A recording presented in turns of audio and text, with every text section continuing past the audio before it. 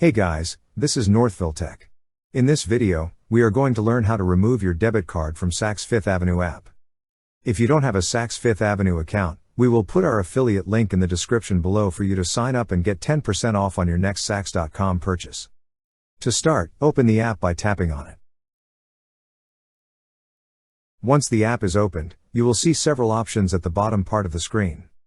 Tap on the option that says Account. At the top right part of this page, you will see an option for Settings. Tap on Settings.